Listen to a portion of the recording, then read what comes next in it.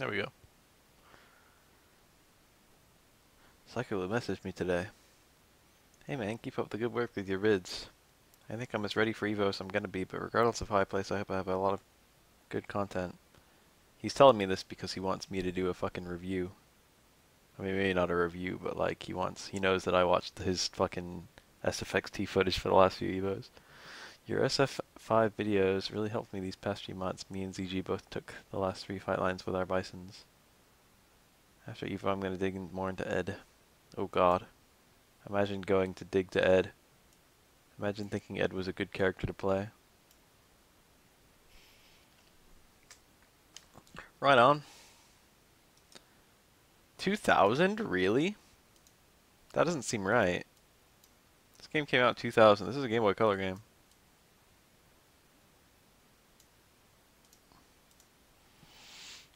It's muted?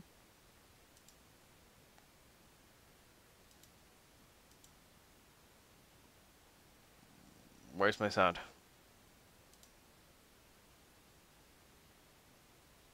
I mean, it's supposed to be quiet, but that's so quiet that it literally isn't making noise. There it goes. Is that loud though?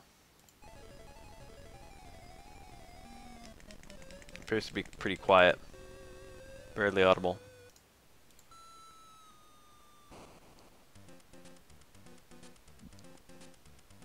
Yeah, what a cool game. Should I use Eigo or Nihongo?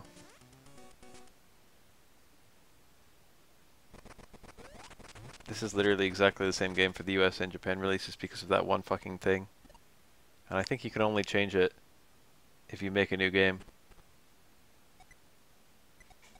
A bit questionable.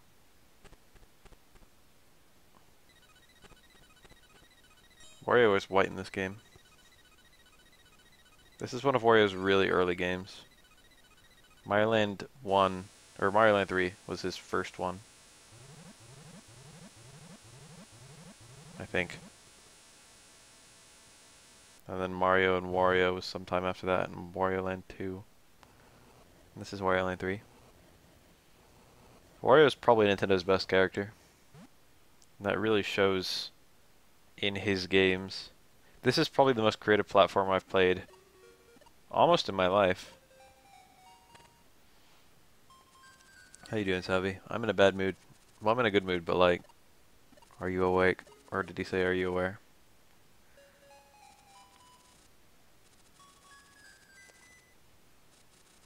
His name is A Hidden Figure, which sounds like really badly translated Japanese.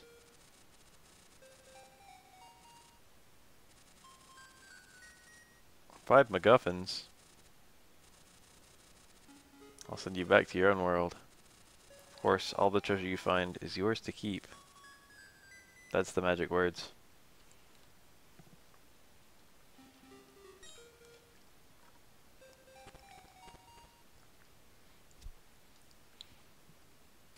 This game is pretty great, but it's also incredibly cruel to the player.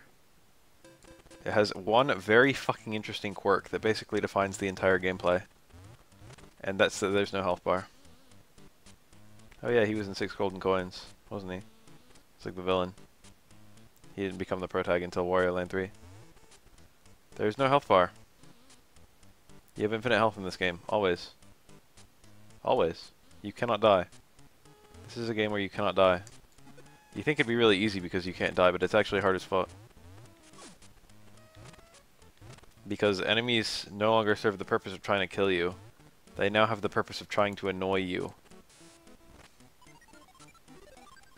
That was being electrified. Most enemies only exist to try and waste your time. But like they'll waste your time in creative ways. That guy wasn't the most creative way of wasting my time. I got a key.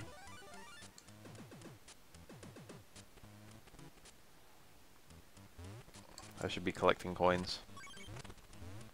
I probably won't need that many. But you know, it wouldn't hurt. This first level is very, very simple. And yet I'm still like working hard to touch every enemy. Here's an example of an enemy that only exists to ignore the or annoy the player. Look what happens when it hits you. And look at this map design. I have no control of Wario right now.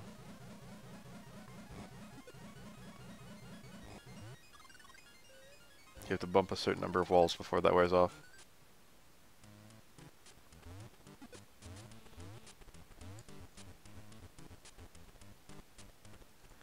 The Wario games kind of cement Wario as like both like very fat but also like very strong, which I kind of like. Good characterization. Alright, I just got an axe. It seems like an axe would be a really great item to get. But the way items work is kind of strange in this game. That is the one thing the axe does, it cuts down that tree. Most items don't affect gameplay at all.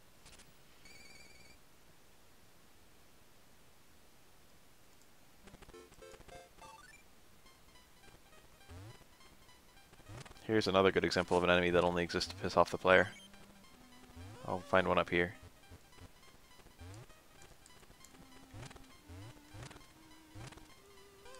Here we go. If you get zombified, your movement and stuff is very limited, but it can be carried by walking into the light. Ah. Been a little while since I played this game. Booze is here. Here's another enemy that exists only to piss you off. Turns you into a spring. The thing is, a lot of enemies piss you off, but like, they have purposes. Like that spring, I couldn't have got up there to that place with that coin without the spring. There's a lot of shit like that in this game. Also, the music is catchy.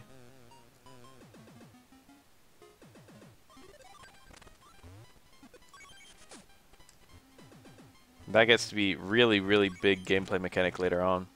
Almost every enemy is like an object that you can kind of use. Here's a big fat frog. This game is very strange early on because there's a bunch of shit in every level that kind of doesn't do anything yet. But as you play, it kind of makes more and more sense.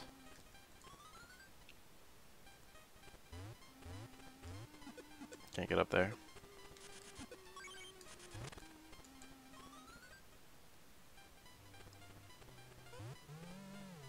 So there's another effect of the zombie, which honestly I don't even know what I don't even know what it's supposed to mean. If you're a zombie and you stand on these thin platforms, you can fall through them.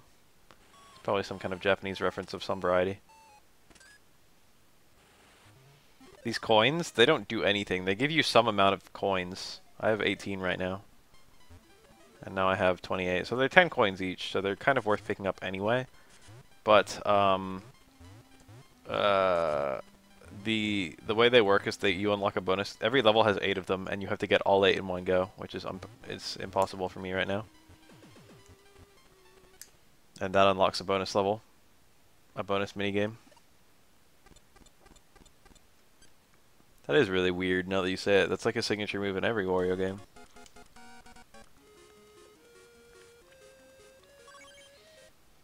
There's a day and night cycle in this game. It's just 1-on-1. Here's an enemy that only exists to annoy you. It just blinds you. If you bump into a wall, it falls off. A lot of these enemies can be easily avoided if you know their attack patterns, but I'm like deliberately getting hit by all of them. This enemy will turn you invisible. These gates will only stop you if you're if you're visible. This is kind of annoying. I don't know why they made it like this. I can easily get this key, but for whatever reason, if you're invisible, you can't open the chest. They care for being invisible as walking through a pipe. I don't know why. This is a game that I had ever since it came out, which was 2000, so I was 9. Most of the enemies are pretty cute and harmless. Look at them. Watch this guy for a minute.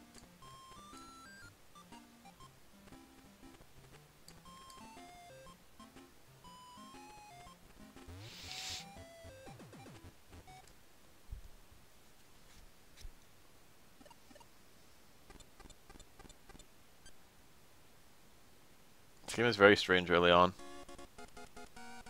It kind of has a weird sort of sense to it the further you get in it, though. So I got those two things. I don't get it. I put them together just so they can get pulled open again. How did that open the door? Whatever is magic.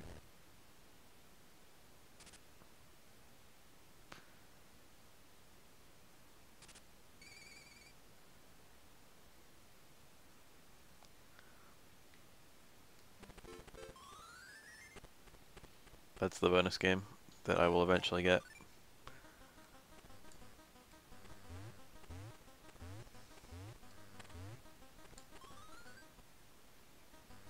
Donut guys. They throw donuts at you. The donuts have a neat gimmick. They make you fat. That is one of the status elements, I guess, of this game. You can instantly kill anything by touching it. Bonk. And also you can do heavy things even if you can destroy like unbreakable platforms with your weight. Do you like almond milk? I do. A lot. I don't get it that much though. This area was deliberately designed to be as annoying as possible. Oh, look at these enemies. They have a cool animation. Literally cut me in half.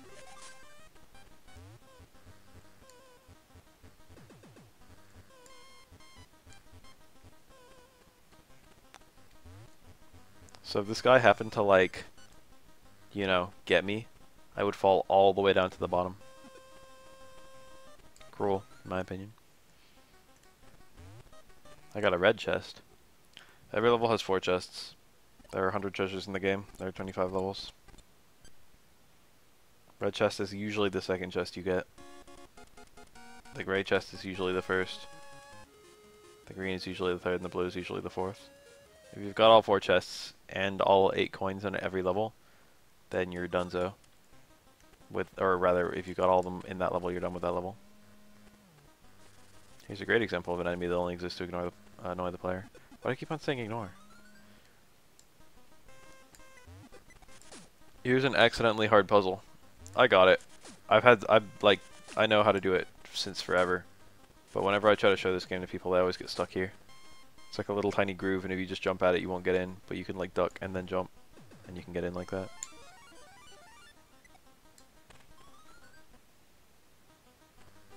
Kind of weird. Ah, yes, like in that natural thing that looks kind of like a dick in front of Mumbo's place in what's that game? Banjo-Tooie in the dinosaur area, Pterodactyl Land. That looked like a dick. I'm not destroying these for safety. So you see this map? You can jump up these things, these ceilings, but you can't fall down them. And these enemies turn you into a spring that constantly jumps no matter what you do. So if you get turned into a spring, they basically rocket you straight to the top. It's very cruel.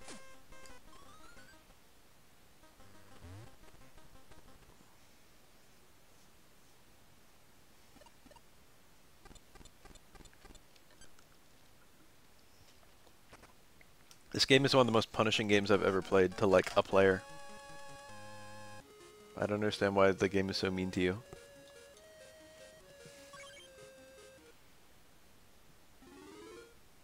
I got 2 pieces of a parchment. Not every item does something. In fact, there's a lot of items that don't do anything. That 2 pieces of the parchment made the tornado go away.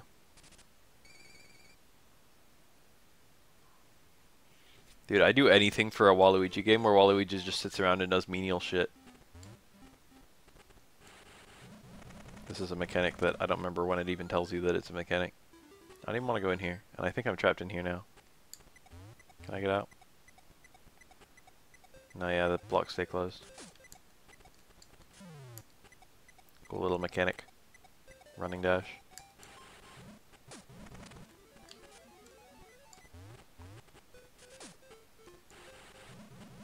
Well, if you hit down on one of those things, you get like a sliding animation that turns into a rolling animation that gives you unique controls. And also the ability to break blocks that you wouldn't ordinarily be able to break, like these ones. Gray. There's different colored coins, and I think they all give you 5, so I don't know why they're like that. A boss. Oh. Most bosses don't really kill you in the conventional sense. I'm unable to stop jumping.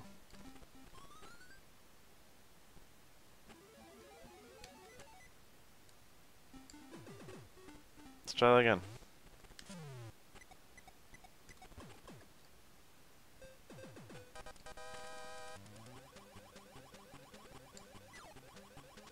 Do your worst, bastard.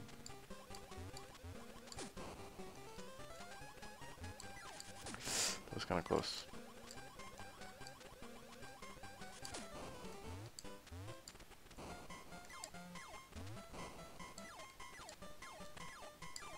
Get up here. Man's making me nervous. There we go. Pow. Did I ever play Uniel? Short answer to that is no. Just hoping I could get a coin like that.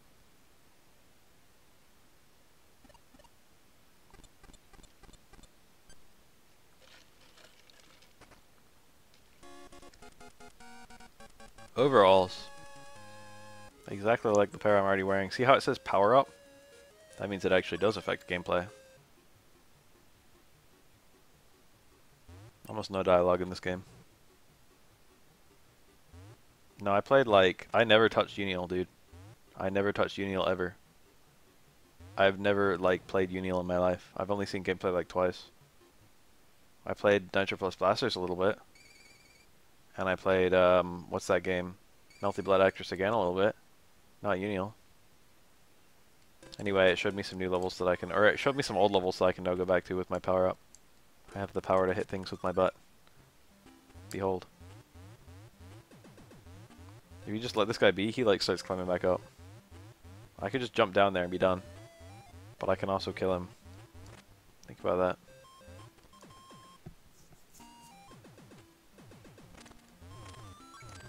This is one of the more cruelly hidden things in the game.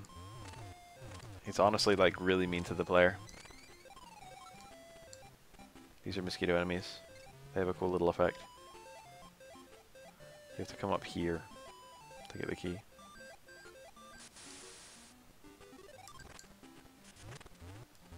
The only characters I even know of in Uniel are like the alien looking dude with the long limbs and the guy who like makes projectiles out of blood that saps his health. I don't know anything else about the game. Whenever I see footage of the game being played, it's always those two characters. Either a mirror of them, or like one of them fighting the other one. I can only presume they're top tiers. So these mosquito enemies like give you an allergic reaction. Game. Golf. That wasn't very hard.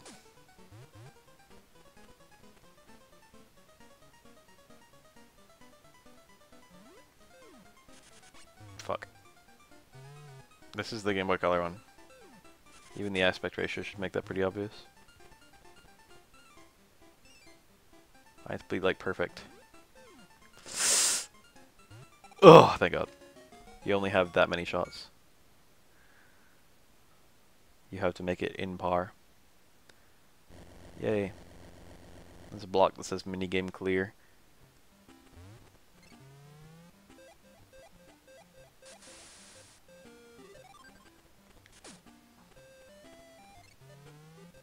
Pick your poison. I already know it's the middle one.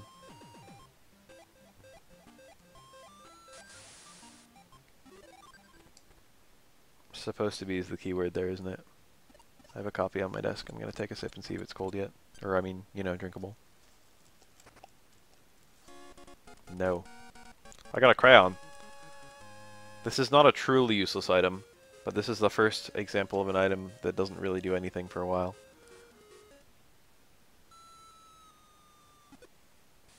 How do you love this game if you didn't even know which one it was? Get out of here. Fake gamers, go home. Look, I can destroy these now. Unfortunately, it doesn't really do anything. I can also destroy those guys with butt slams.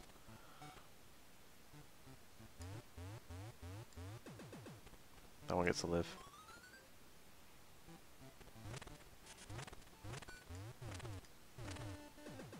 This enemy's kind of neat. He just pulls you up and you have to shake out. But there's a trick to him. I'll show the trick right now. There's a fat enemy, and if he lands on you, he squishes you. And you kind of wave back and forth when you fall, which I can't really show off right now. You also have permanent high jump, which I don't actually have yet. Or I shouldn't say permanent. Like if I jump this high, I only get like here. But I can also hold up and jump, which is like a mechanic I haven't even gotten yet. Oh yeah, those enemies cure your flatness though. And that's like the only way to cure your flatness. All enemies respawn, because a lot of them are very, very important. Oh, but here, check this out. Alright, remember when I said all enemies respawn? Some enemies don't respawn.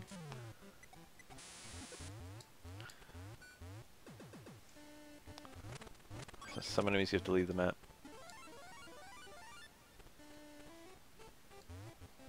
I like this one more than the GBA one, but there are certain things about the GBA one that make it kind of better made.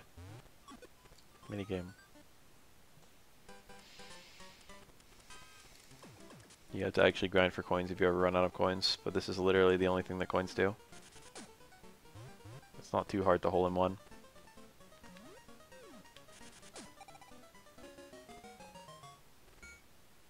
On these par 3s. I like rarely don't win the minigame, to be honest. The Virtual Boy one. I've never touched that one. I know about it. Red chest boys.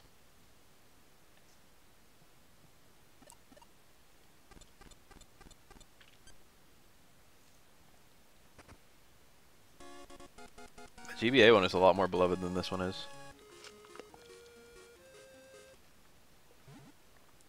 There's certain things about it that are absolutely fucking fantastic. I would say the level design is absolutely phenomenal. This one has good level design too, but it's it's mean level design.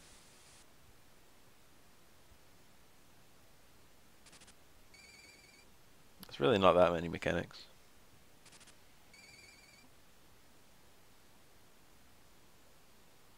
This is Game Boy Color, yes.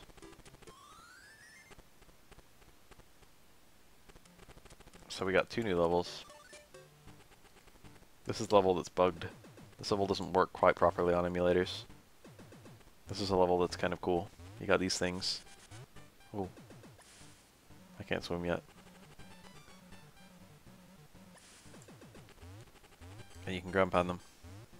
How about that?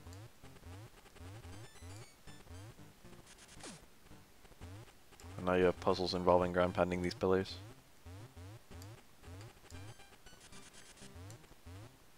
Puzzle boys. Damn it, I'm retarded. No, not like this. You can see how this game like achieves difficulty without oh, actually I can just go straight to no, I can't. I need this one up. You can see how this game achieves difficulty without like deaths. You still have to do some puzzle platforming, even if you cannot die. Which, by the way, you cannot die.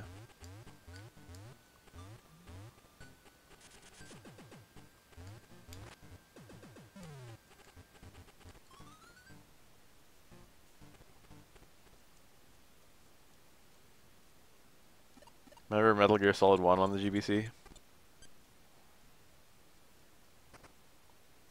How about good old Pokemon Gold and Silver? I got a gear. Metal Gear! Akasaka, civilian model.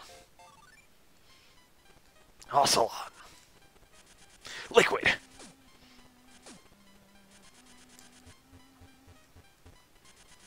Oh, this is a good enemy. Look at it. Turns you to ice. There's a lot of really cool things enemies can do to you in this game.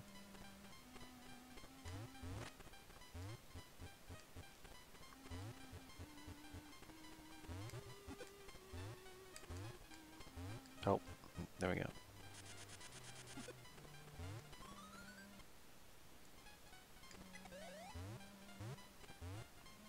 I don't remember where the gray key is. Surprise, surprise, I found it.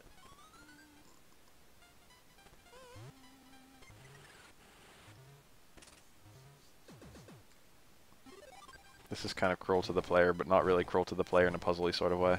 More cruel to the player, and why the fuck does it make me do this?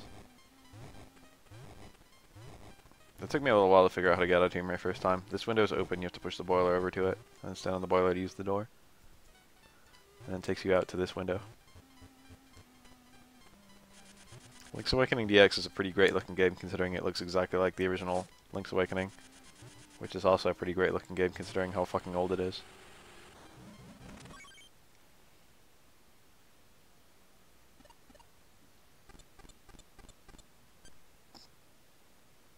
There's some pretty dank changes for for the US release of that game. You know the what's her name? Oh, the 2 gears.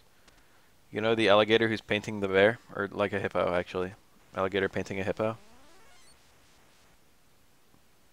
She's nude modeling in the Japanese one. She's got her breasts exposed, and then she covers them once you come in. There's no nipples or anything, but there are bare breasts. And then she constantly turns away from you whenever you get close to her. The grasslands. There are some other dank changes. The mermaid. The mermaid is the really funny one. This level has some incredibly cruel mechanics. Let's look at them. These little guys that come out. I didn't need that. If they touch you, you get dizzy. And when you're dizzy, Wario's controls will be a little bit weird.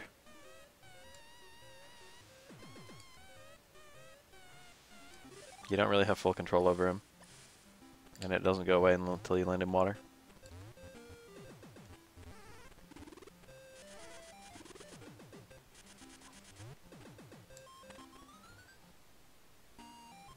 Why would they remake Link's Awakening anyway?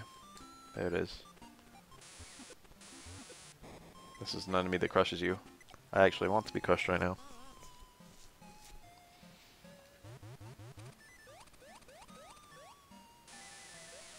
You're supposed to like bait that out, but you can just jump into it. Observe. How about that? Regular Wario can't make that jump.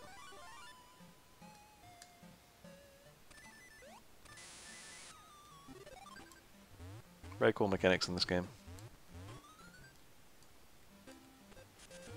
Oh. That's the gimmick of this level. If you fall down, you fall to a lower platform. There are bosses periodically in this game. Basically, whenever there's a boss, you're about to get some cool ass shit. Boss! Alright, he didn't kill me.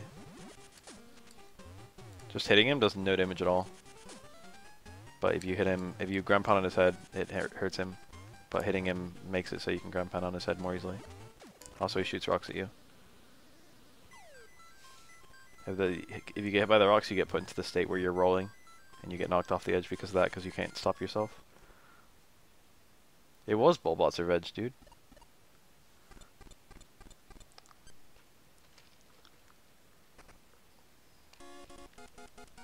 Remember how I'm supposed to be collecting 5 music boxes?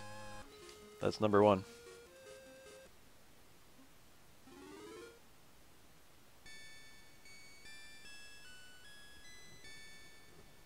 Does anyone else get super fucking chills when they hear the music box song from Yoshi's Island? Yeah, there are not that many cute black girls. I think if they add the fortune teller, that'll be something. She's pretty brown. Big bridge. This is the cruelest level in the whole game. Basically, you just walk forward at these fish, and if the fish bump you, they make you start all over from the beginning. You see? I already know the pattern of the fish, so I should be able to make it like pretty easily.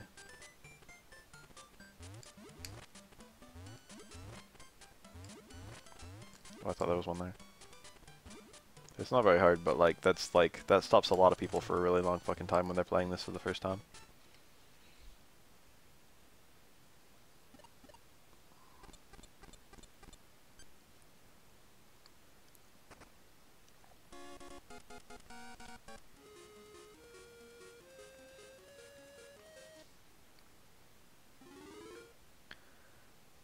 If you want a skank, fucking look at Ibuki. Ibuki's like an actual skank. The whole point of Laura's character is that she's accidentally a skank.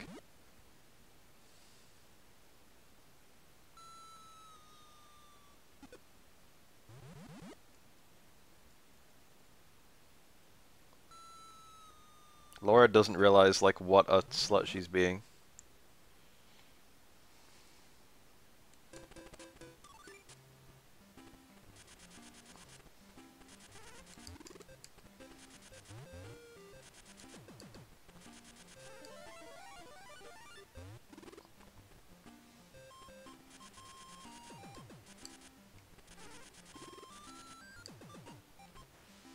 There's some vines that grew.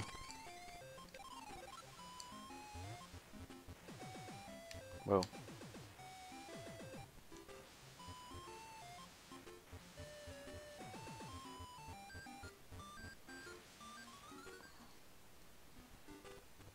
Ibuki's a teen, she doesn't care. She's like content to be a slut.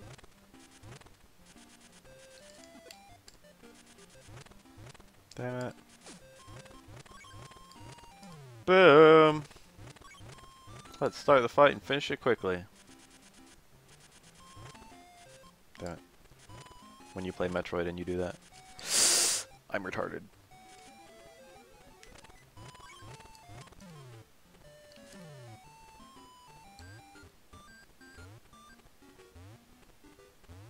Ibuki's been like kinda like not sheltered, but like she's been forced to live a life she didn't really care about. So she's eager to live a normal life, which in her mind is just boys.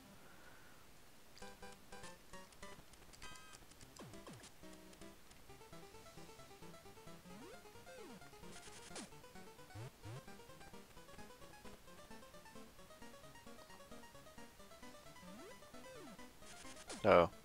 Okay. That was really, really close. If I OB, I'm dead.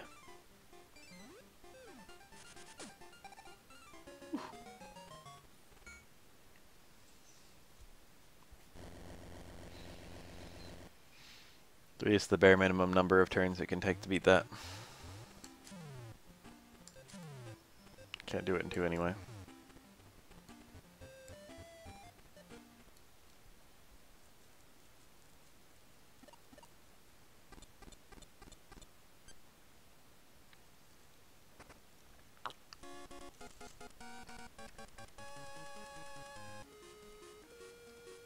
Remember the part of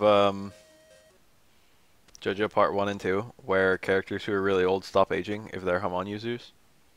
Like Tom Petty was supposed to be old as shit, and Lisa was still alive at the beginning of Part 3.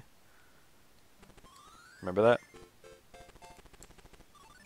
It's like if you use Hamon, you don't age. Remember that? Anyone remember?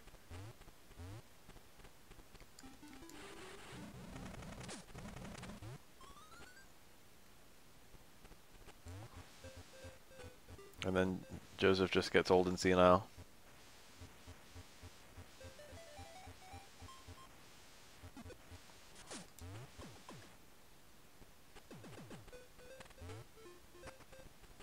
There's another instance of the game being pretty cruel to the player. This takes a really long time to redo if you fuck up. It's also mildly difficult.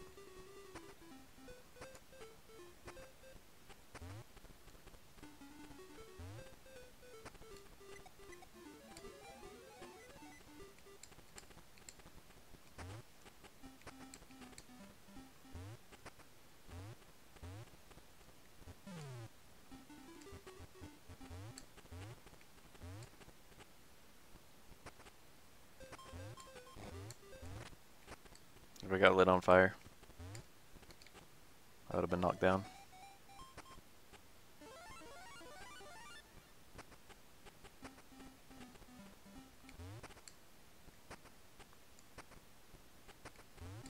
Oh fuck. Damn it, I want that coin. Oh my god.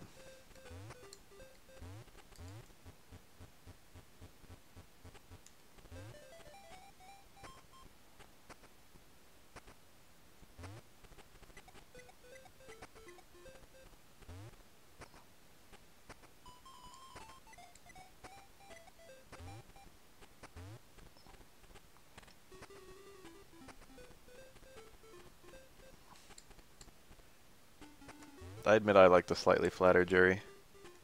Worked with her archetype a bit more. Small-breasted woman obsessed with big breasts.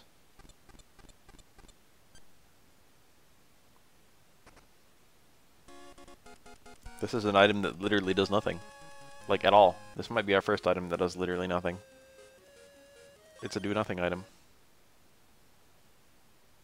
So this is the item, this is the level that's glitched. There's a good chance it won't work at all, and we might need to adjust some stuff. Let's see here. Yep. No dice. We are literally incapable of beating the game on Emulator. But wait!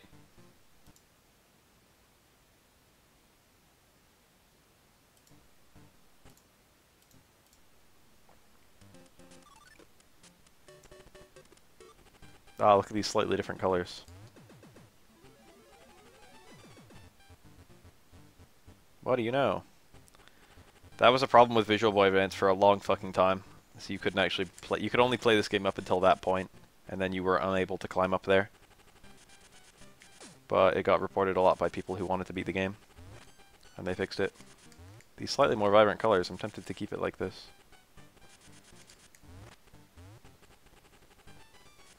I like it.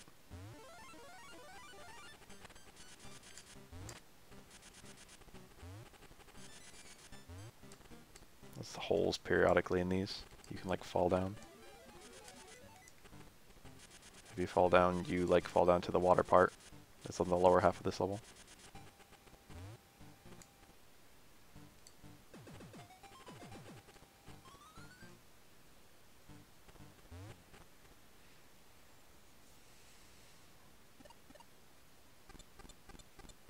Plomp. Plimp. Plump. I think that one does something, but I might need another item. Yeah, didn't do anything yet.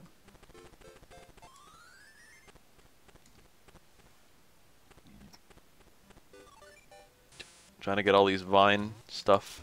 So a lot of the items affect the layout of levels.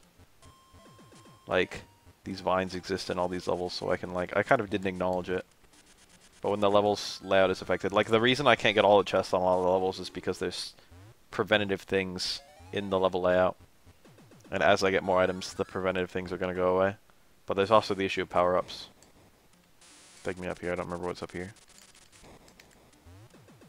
Coin. So it's going to like, I can't destroy blocks when I'm crushed, and I can't climb ladders. So I think it's going to like, if I get crushed, I can't do something up here. Yeah, there's like a couple bricks. I wouldn't be able to do that if I was crushed. This is a kind of cruel part. There's like a sun or a moon based on what time of day it is that attacks you. And its attack patterns are kind of random. Green. Oh yeah, we've already gotten the red and the gray in this level. Good fucking lord. Attack me, you bitch. The sun sets you on fire and the moon shocks you, if I recall.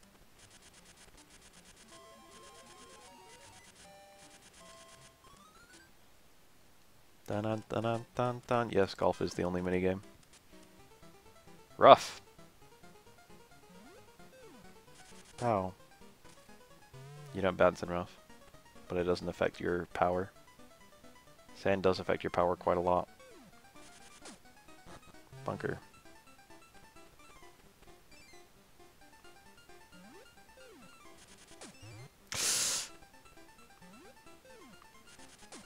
Ugh. Cooked. Let's try that again.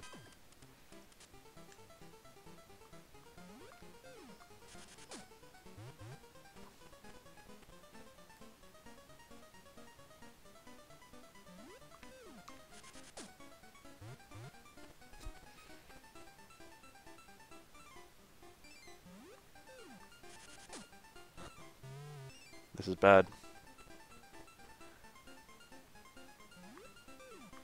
That dog looks just a little bit like Iggy. Iggy! Begwan.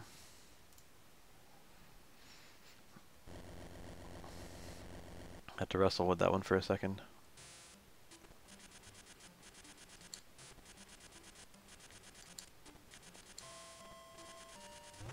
Is that a motherfucking JoJo reference? This is less cruelly designed than normal because it doesn't actually eject you from the room. It just wastes your fucking time. This one little groove up here, intended so you can jump on them. They give you the ways around. First green chest, better be something cool in it.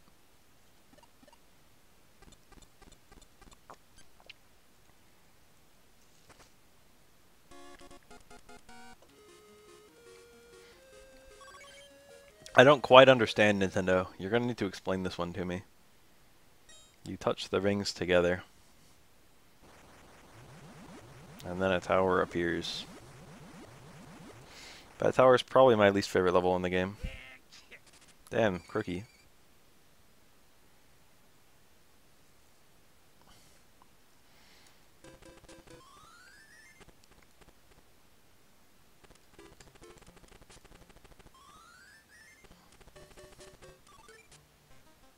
You have 3 words to explain how King Crimson works.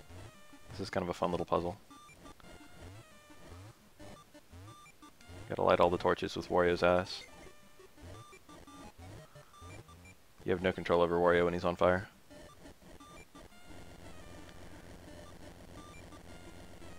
He eventually burns up.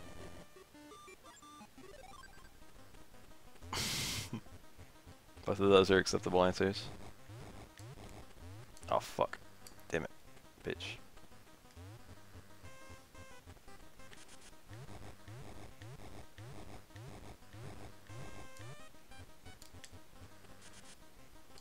This level is always really long and tedious to do. Like, you have to do that opening I just did, like, all 4 of the times you do, like, chests in this level. Which is kind of irritating.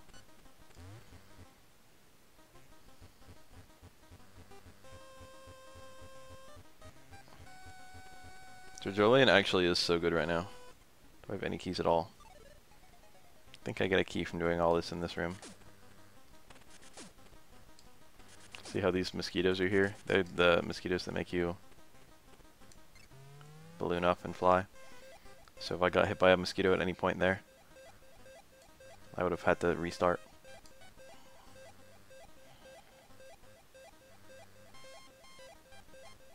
Electric enemies that stop me from climbing.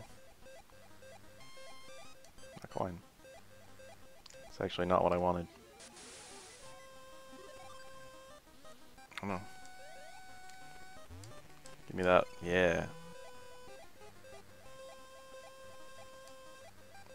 I think this inflated Wario was in one of the Starfy games. If anyone knows anything about Starfy.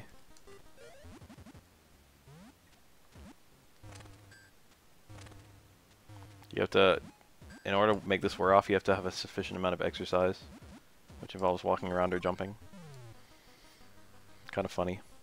Won't wear off on its own.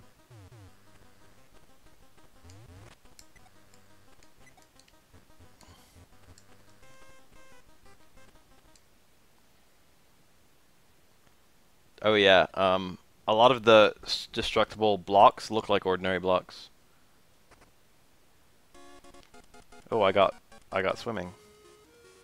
I got a flipper. The thing is, you would find that very easily on accident. So now I can swim around in water. The thing is, there are a lot of levels with water that I can now go to, but the game right now will tell me the only ones that I can actually get a new item. I think it's the Pool of Rain and the Big Ridge.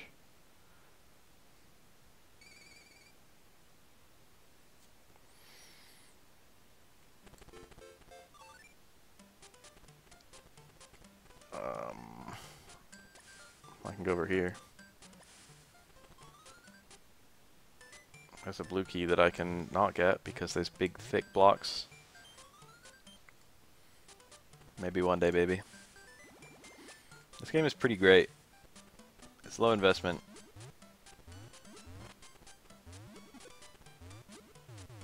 Whoa, damn it. Hashtag got me. Hashtag fuck.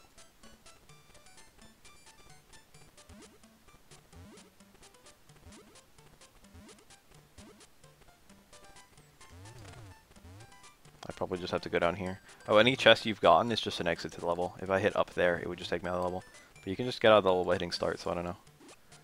Oh, you have to use one of those doors to leave the level if you're trying to do the 8 coin thing. Getting into sticks for fighting games, yeah. These fish are kind of annoying. I think they like just make you, yeah, fly upwards, but they'll often put them in places where you'll like go too high, like this. Like if I got hit by this fish, see how I can't go down there. I think there's a coin over here. I'm not really trying to get all the coins. Again, you have to get every coin in the level on one pass. All the coins just respawn. I probably will eventually try to get all the coins. Just, you know, for completion's sake. As a kid, I never used to do that, but like now it's like kind of fun. And I don't know why I didn't used to do it back then.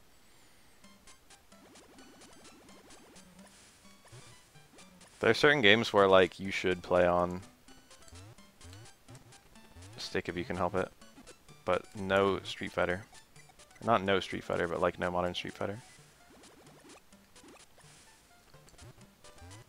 Playking was a bit easier on stick. But it's not impossible on pad. I made it work. I thought it was impossible on pad and then I like found a way. It's a life lesson right there. If you think something is impossible, you just try less hard on it. My flinks are like 80%. And I also have like decent timing for links, so like I usually get my 1-framers. I get them more often than I miss them. A lot of OSs are easier on stick. It depends.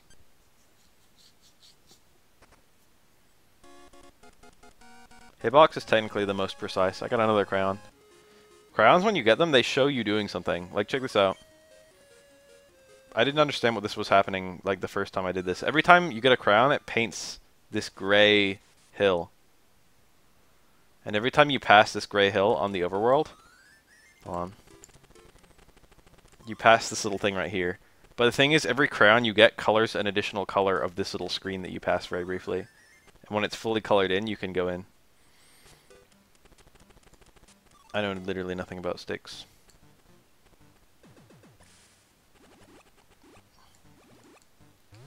Oh.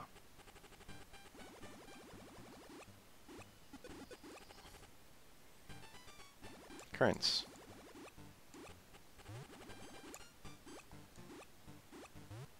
There's a coin in the middle of nowhere there.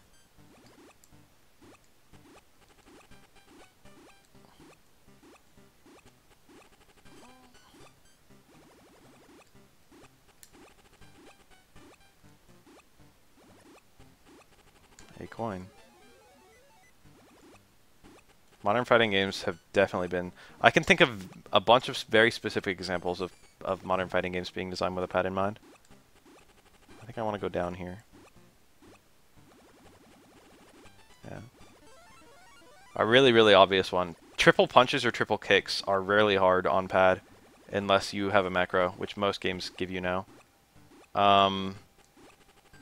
But like, you can see in like ST, like you have to use like triple kicks for like a lariat or like a hawk dive.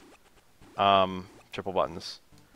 And if you see like HG Remix, they changed those to like, you can get punch lariat with 2 heavies, and then like short lariat with like 2 lights. Or like hawk dive can be like any pair of buttons, stuff like that.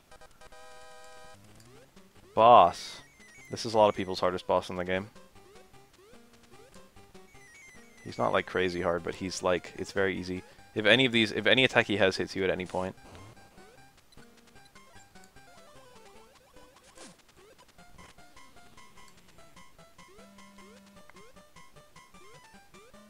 He kind of cheap shots you on the last one, that's the only thing.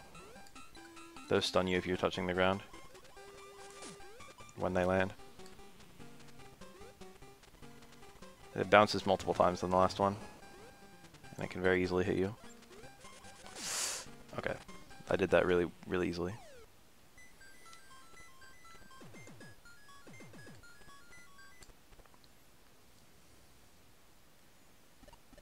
Usually when there's a boss, there's something kind of cool.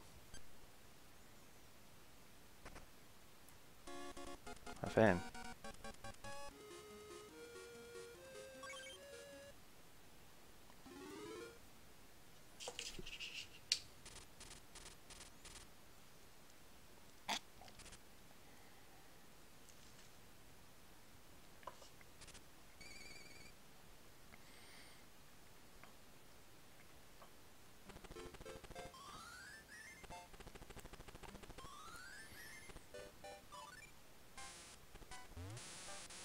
Where do I want to go? Oh, I think the key is down at the bottom.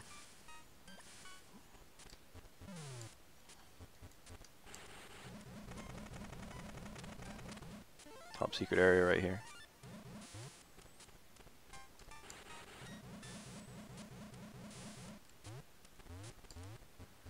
This is kind of fun. This little platforming segment up here. Pulleys you can hang from. The platforming in this game is pretty top-notch.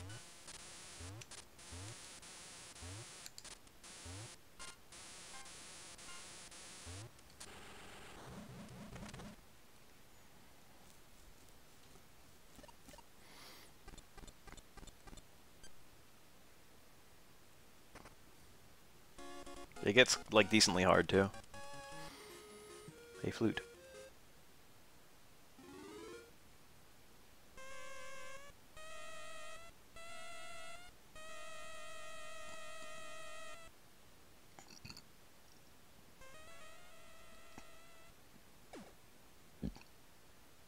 Sneg.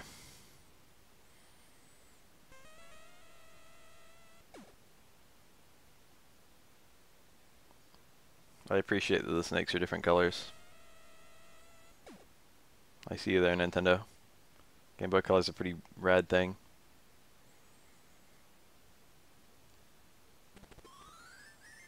I like where it shows you in the overworld where you're going. There's the snag. Oh fuck.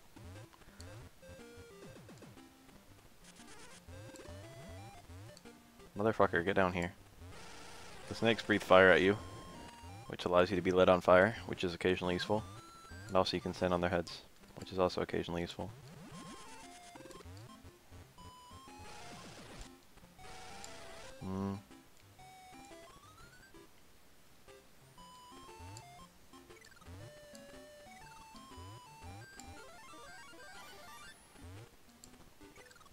Gotcha. These bubbles are absolutely fucking trolltastic. They carry Wario to the surface of whatever water they're in.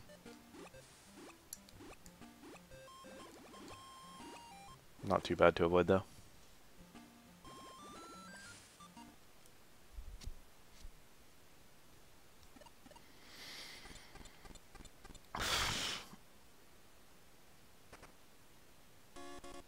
I don't know what the fuck that thing is. It's like a staff.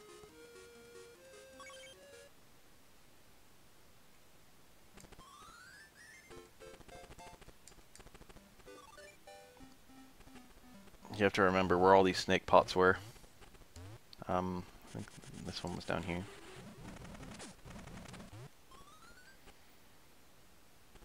You know what I was thinking about today? Mario 64. I feel like there aren't enough toy box games, you know what I mean? You know what Mario 64 did? It's the best, like, parkour game. I was thinking about that.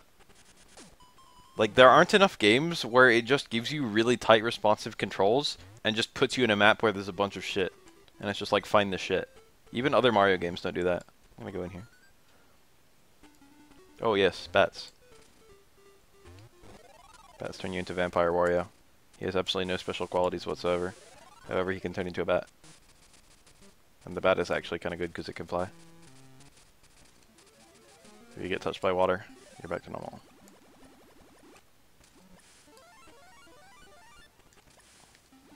Super Mario 64, like sometimes, I don't really think Super Mario 64 is overrated.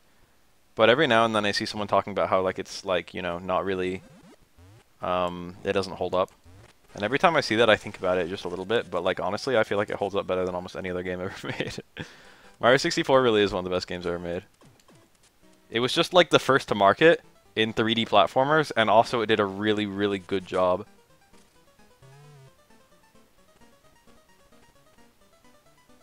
And it still like holds up really well.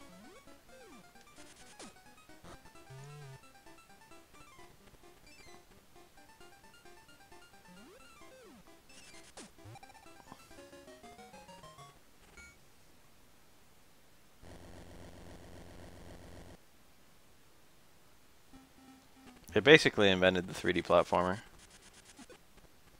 People bash Nintendo games for being samey, but like, can you really bash someone for like, you know, inventing a genre and then consistently being one of the best games in said genre. I saw someone make that argument about Dragon Quest, and I agreed. Like, Dragon Quest games are samey as fuck. But, like, they literally made JRPGs. A crown.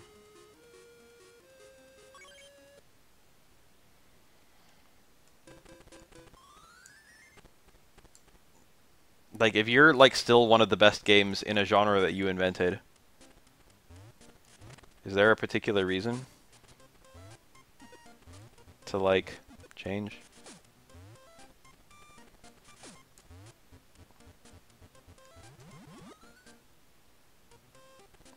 I don't think anything's worthy of criticism. I mean, if you do a bad job, whatever. Let's go, Sneg. I don't think there's anything down here for me, but I'm gonna double check. Absolutely nothing. Wait, no, there could be something here. Let's find out.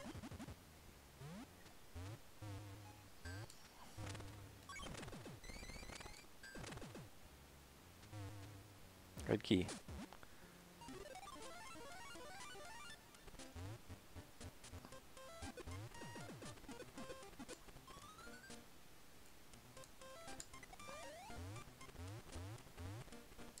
Galaxy was a good game, but it was pretty easy. It wasn't even pretty easy. It's the controls were like way too forgiving. Or spin jump just like broke the game, you know what I mean? Like you don't really have an all-in-one that's that busted in Mario 64. This is kind of clever.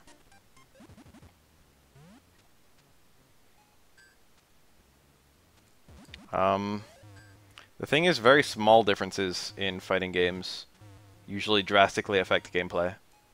You have to use your weight to bounce that guy up there, and that way you can get him up here so you can eat his donut and destroy these blocks.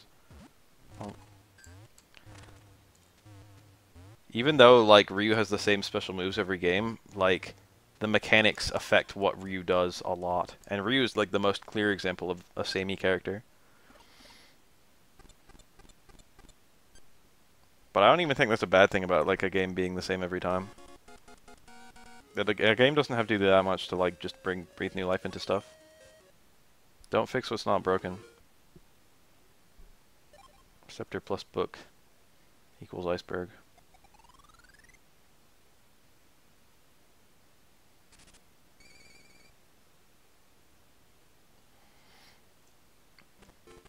The thing about Mario 64 is that almost every, like, movement option is really important for something or another. Like, obviously long jump does everything, so you can just long jump for the most part. But, like, backflip is pretty good, the pivot jump is really good, the triple jump is quite good.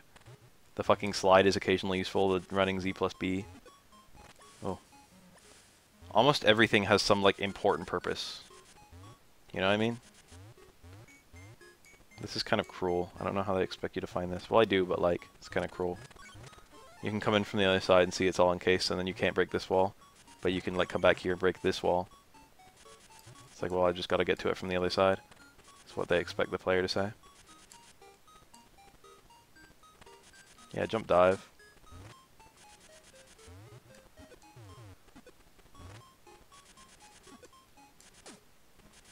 Eat shit, polar bears. Whoa, the end of the level.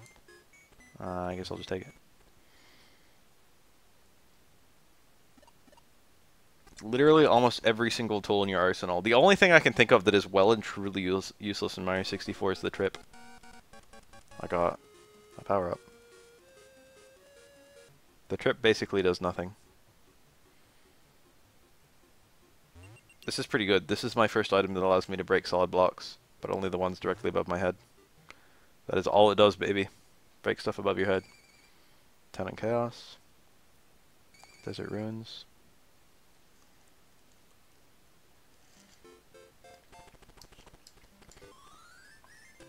You wanna know the thing I think Mario 64 actually does really well that no other game seems to copy? Not even, like, later Mario games? Is there'll clearly be an intended solution to a puzzle, but you don't have to take it. Like, there'll be, like, 6 different ways of getting every star. Like, sure, I guess, technically speaking, there's only one way of getting, like, What do I do here? I think I need to hit that button and then leave. Sure, like, there's only one way of getting, like, the fucking free the chomp star or something like that. But oftentimes they'll just put a star in, like, a place that's kind of hard to access, but not impossible to access. And it's like, well, you could climb the volcano the intended way. Or you could long jump from over here. Like, if you look at, like... what's that level? Like, the Lethal Lava Land. Like, how are you supposed to get to the top, you know what I mean? Or not to the top, to anywhere. How are you supposed to get around it? Like, there's a loose, like, path. There's an approximate, like, route. But you don't need to take, like, you can just get around. Yeah, I know the new Zelda's famous for doing that. But other Marios aren't like that at all. And you don't really get the sandbox as much in newer Marios. Not at all in the 3D games. 3D Land and 3D World. And not very much in, Sunshine or, what's the other one? Galaxies. This is also one of the, quote, hardest bosses in the game. I got the red... No, I didn't. I'm retarded. I didn't get the red key. Hashtag no brain plays. Fortunately, I can actually leave through the fucking... entrance I took. Eventually. Donuts bounce off you if you're crouching. I don't know if that's an intended mechanic, but it sure is abusable.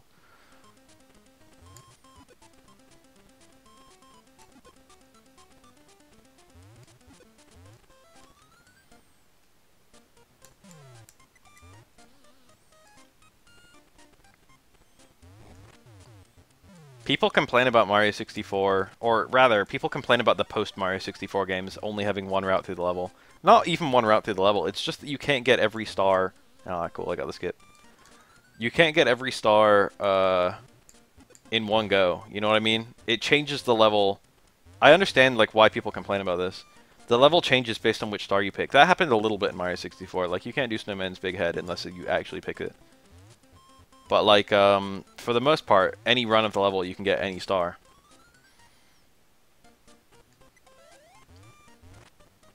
Whereas there'll be, like, 3 different layouts of every Mario Galaxy level, based on which, star you pick. Which I feel like is very, very... It's not as good. Gotta jump down this last one. It lets them design it a lot cleaner. But I don't want clean. This is kind of a fun game. This is the boss. You play soccer with him. What you're technically supposed to do, he can turn you into a ball and then he can... Oh, nice. First try. You're supposed to be able to attack this guy and then hit him in while that guy's down, because he'll try and block you, but he'll never ever block the rabbit. But you can put the rabbit in a very exact place, and then you can just get him straight in there. But it's been a while since I've done that. Like, this is too close. It's like that. Ah, that was it. I got a good height. There's actually quite a lot of strat to this. For the record, he needs to actually hit you 3 times, so... Oh, I thought that was it. I hit him jumping, that's the problem. He eventually breaks free. If you just leave him as the ball for a while. A lot of people struggle with that immensely on first play.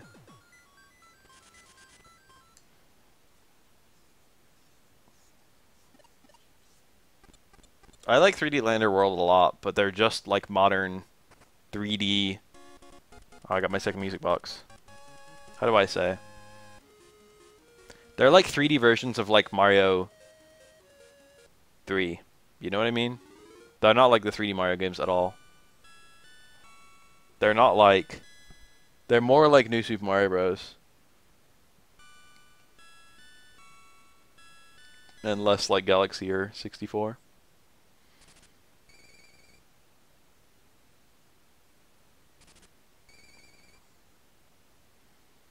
So we got 2 new levels down there, but let's not forget that I actually can do Desert Ruins, I think.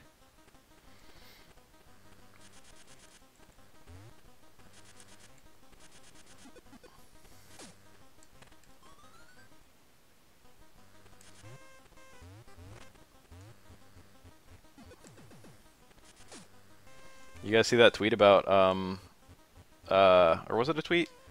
You see that thing about the development of what's that game? The new Dragon Ball Fighters. A little bit scary, isn't it?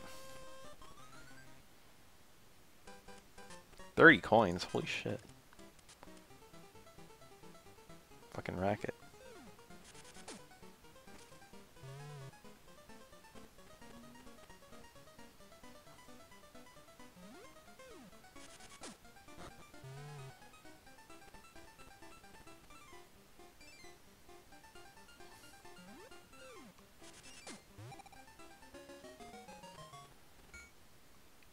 The dev team literally said it would be bad if characters like weak characters can just beat Goku.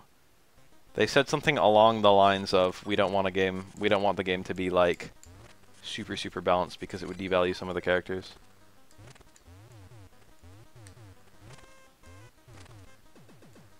That's a bit cruel to try and find.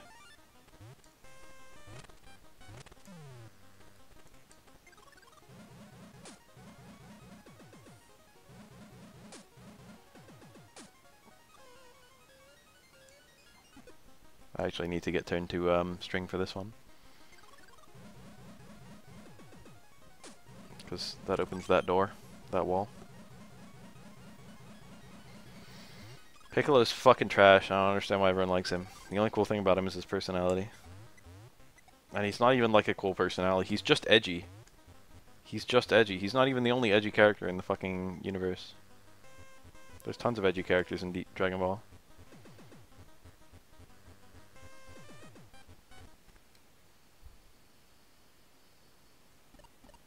Imagine a Piccolo constantly recovers health because of regeneration. Crown, baby.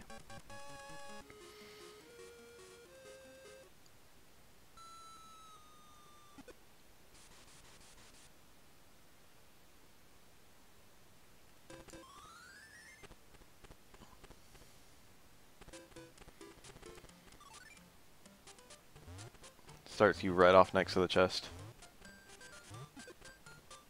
This level has an incredibly cruel design on one of its later levels, which took me a very fucking long time to figure out. I guess you can technically figure it out. I guess I technically figured it out the way that they intend you to. But I can't believe that they intended people to find it like that. Key.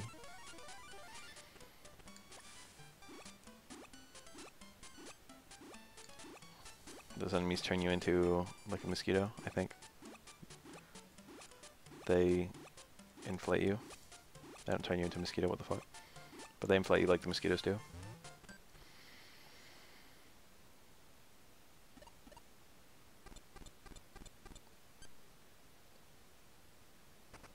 Goku asking Piccolo to raise his kid. Like, what the fuck? What were you thinking, Goku? Like, I know you just had to rely on Piccolo a lot to, like, you know, help you beat Raditz, but, like, Jesus Christ. I just feel like there was another way. Oh, I can't do anything here. I feel like there were other people you could have had raise fucking Gohan, like GG. Can't do anything here either.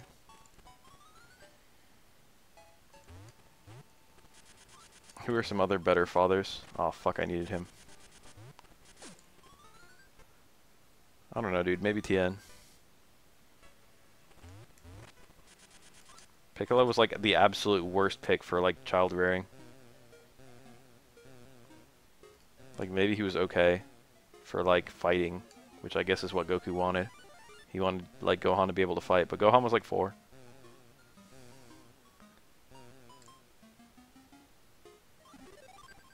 Fire. I need to be on fire to open that. The real trick is how the fuck do I get over there when I'm on fire? But that's the puzzle, isn't it, baby?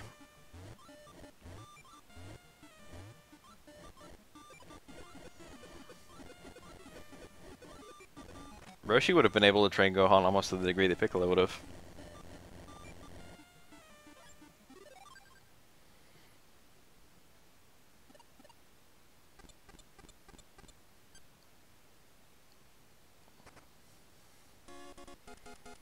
It's easy to forget just how strong Master Roshi is. He's still like the 3rd or 4th strongest human on Earth.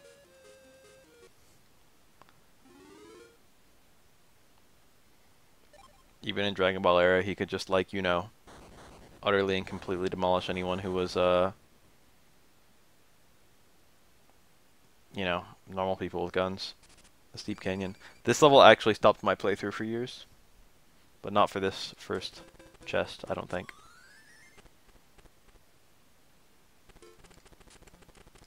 I'm tired as shit.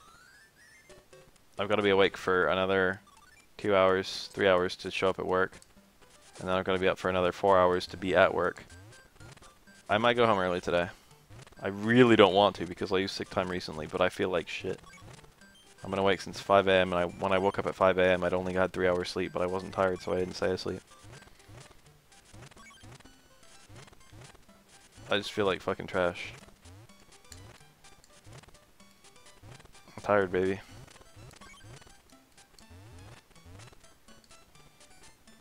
Whoa. I'm retarded.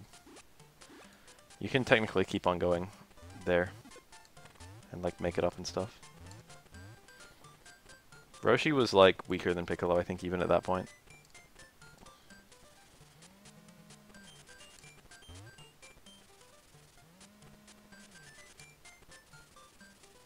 Let alone Goku.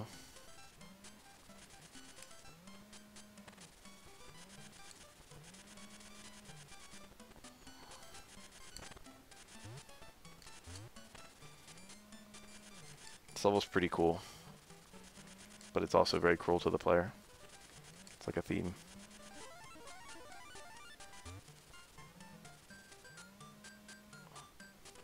Dragon Ball's pretty great as far as shonen go.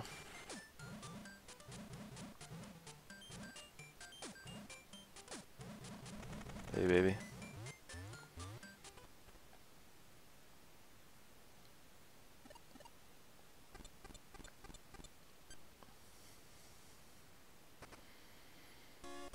The glove. This is one of the best items in the whole game. Power up. Behold. Yeah.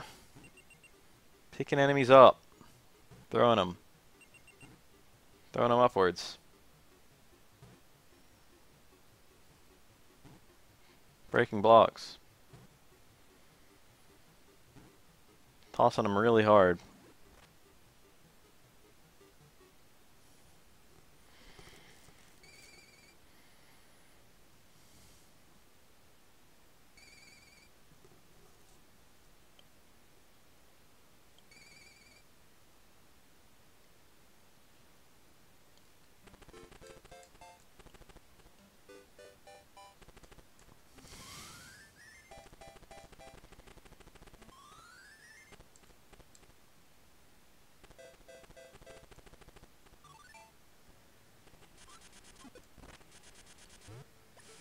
I do not remember being able to throw enemies to do anything in this level yet. Well, that's my key right there.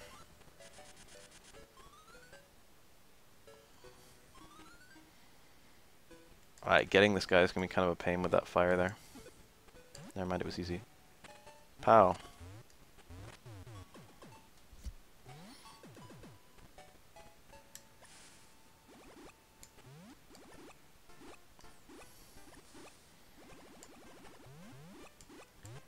That was close.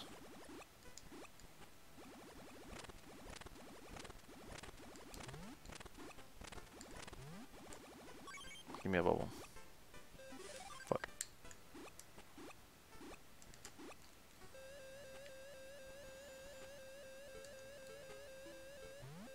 You can just go up here, but you can't resist the current unless you're in a bubble. I already know all the solutions to the puzzles, I'm just doing them automatically. But like, streaming it is making me think about, like, you know.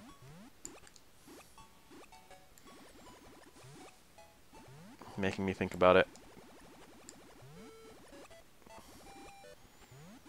Instead of just mindlessly doing it. That's one of the reasons I really like playing a game I've played a lot on stream. It gives me a new perspective. Look at this enemy. Remember how I said that enemies would eventually become tools? The glove is probably the single clearest example of that. Although there are plenty of other examples, such as enemies with annoying effects. Such as, like, vampires. Vampire bats. Being used to navigate certain areas. Or like the pancake guys.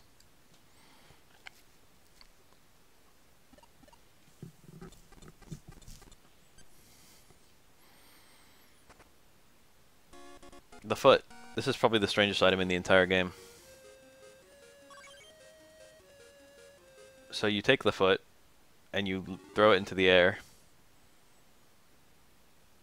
And then it lands, and that creates a giant earthquake.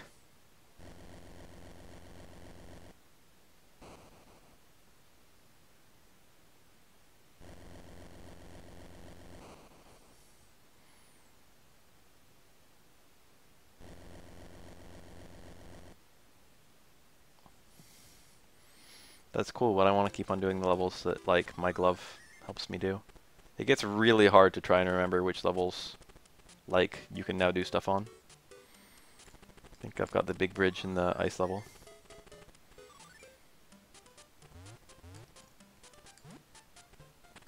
I think the puzzle involves this guy, which I immediately destroyed because I'm dumb. So now not only do I have to cross the big bridge, I have to cross the big bridge holding the barrel. Which means I can't dash. I also can't land on a fish, because I'll automatically throw it. Fortunately, I'm good at video games.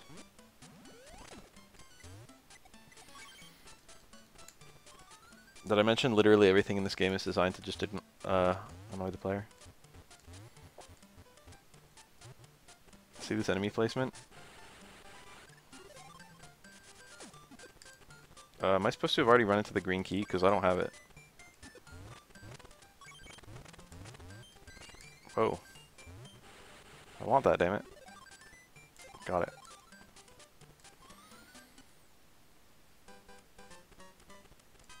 I'm rolling in the coins. Alright, this one looks mean.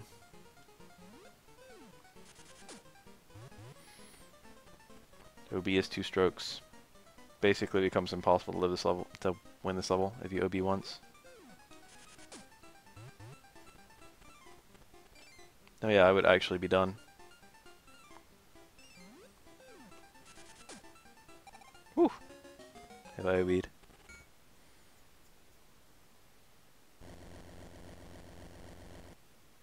That's one of the hardest layouts. Alright, now we have to play the where the fuck is the green key game.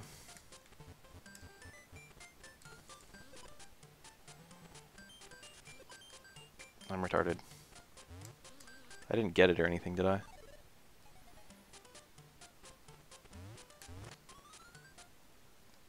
Get flat, bitch. It's probably not down there. It might be. I don't know, fuck. I didn't think it was down here or anything. Thought this was the blue key. It is. It must be down there. I do not remember where the green key is.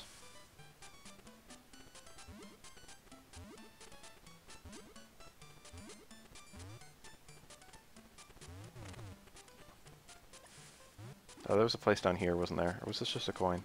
Alright, solution. Secret throwing blocks. It's not such a secret because if you get close to the wall you can see the eventual throwing blocks. Oh fuck. I technically broke everything I need to.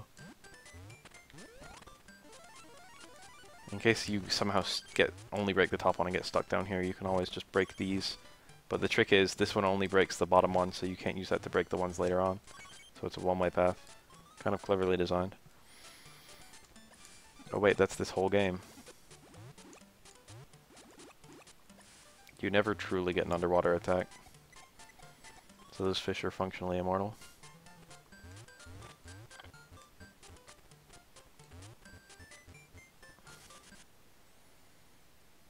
I remember in MapleStory you couldn't type minigame because minigame had you typing NI space GA, which even with the space and the fact that it was spelling NIGA, which is not a swear word or even a bad word by any means.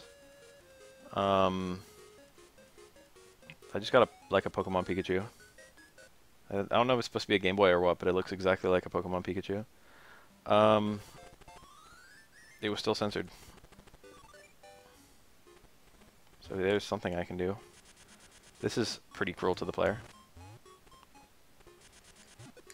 It's like, well, all these enemies you can't pick up. I'm not strong enough.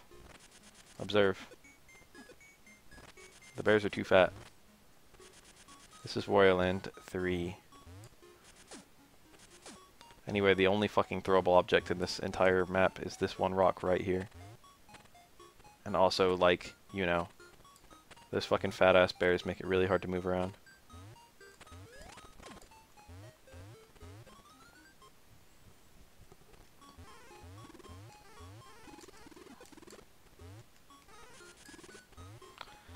So you guys know the rule, right? The longer a platformer is, the greater the probability that you will eventually run into an ice level. I'm gonna kill all these bears in advance.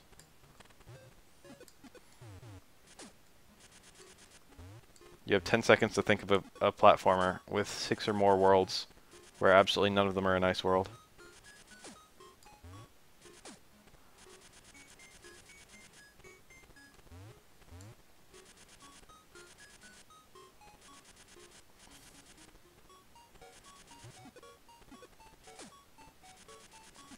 I guess technically speaking, Mario World doesn't have an ice world, but it does have a level with slippery physics.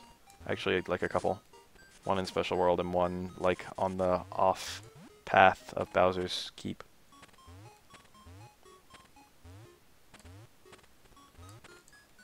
Mario Sunshine has an entire tropical theme and thus doesn't feature an ice world, so that's a pretty good one. That's a good example. Trying to get closer without sliding into the wall, because that would destroy my rock. I got like the closest I could possibly get without bumping. This is kind of fun. These snowballs are a new mechanic. I'll fiddle with them in a minute. This is like a really fun part.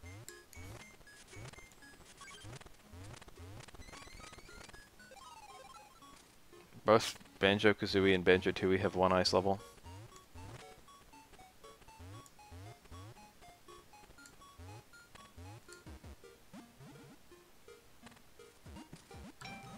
My alarm's going off. However, I'm not asleep.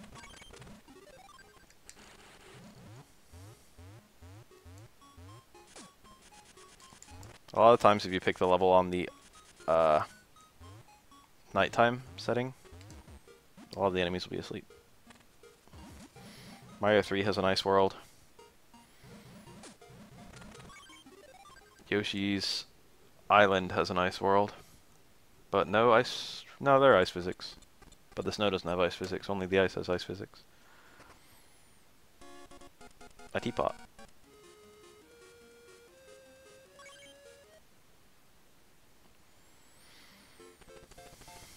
I wouldn't say... I don't know if Super Metroid has 6 or more worlds. What worlds are there in Super Metroid?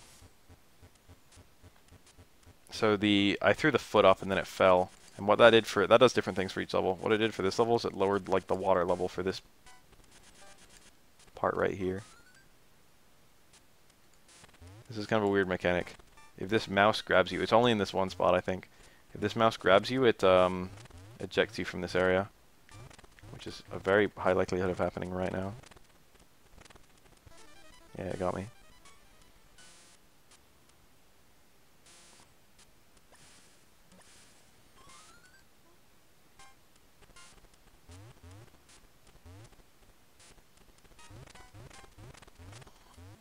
Anyway, it's not 100%. It just gets to be really likely after a certain point.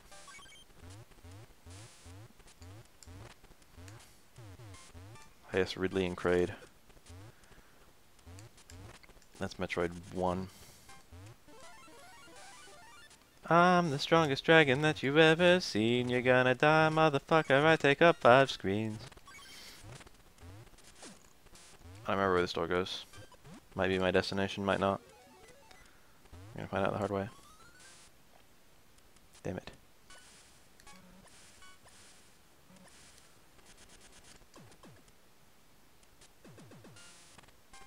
Boss. Forgot about this. This is a boss you fight in a very strange place. It's a very strange boss.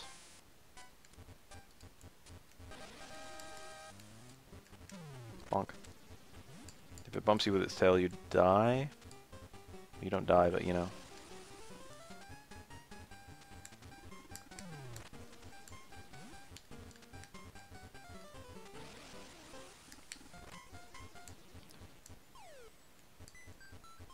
You gotta use the butt slam.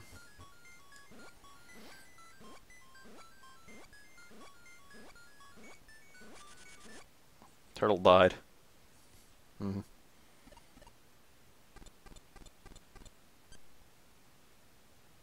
You know my favorite thing about that Samus song? Regretroid?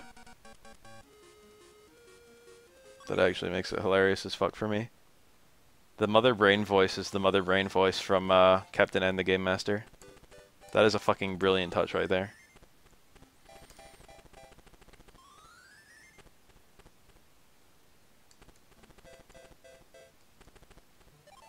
Was it Tidal Coast?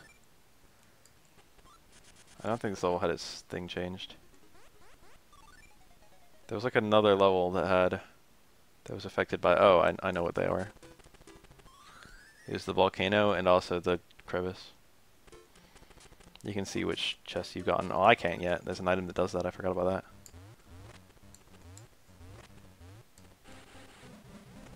The chest is just up there. But before you can get the chest, you've got to go through this long area. And it's pretty fast to get the key, but you can't get back out.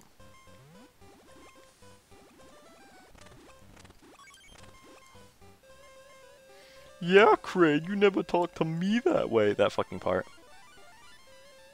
That's Mother Brain from the shitty-ass cartoon. It's like if you were gonna give Mother Brain a voice, I guess it would be that one. Dank reference to Captain N. That's like a really nice little fucking touch, though. The creators of Captain N said that they did not include Samus as one of the characters of Captain N because they, quote, did not know who she was.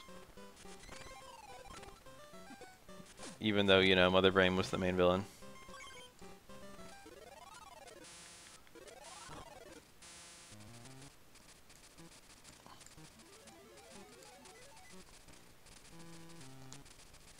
I don't really think there's ever been a video game show that I've really liked that much. Ever.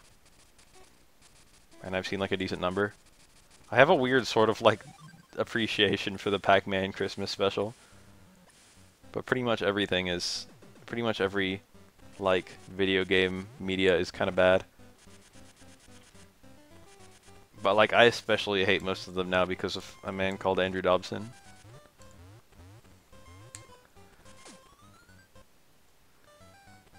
Chest. We got all 4 chests in this map. We done here, boys.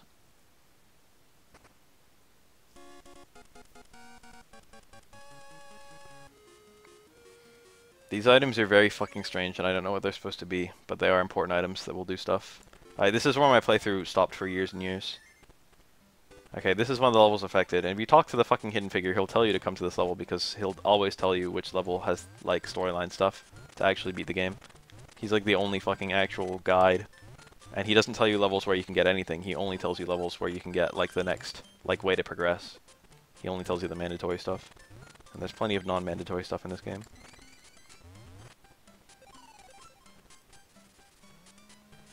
Is my chat frozen? No one said anything in a while. It's like kind of popping. Or it was kind of popping. I'll refresh it just to be safe. This is what happened in this map. There's a fat asshole here. That door is really visible. You see it? Damn, chat wasn't frozen. Sad. That door is basically unseeable in the Game Boy Color palette. So there's just this big black crack that I didn't even realize was new right here. And right at the apex of the crack you can enter it like a door.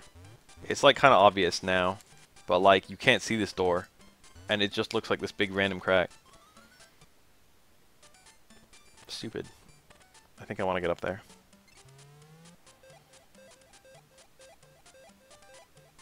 Wario Land 4 has that same inflation mechanic, but it's done a little bit better because you can actually let out air in a kind of cool way. Oh fuck.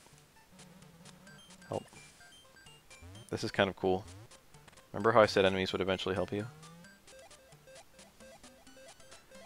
Enemies are tools. Here's a great example.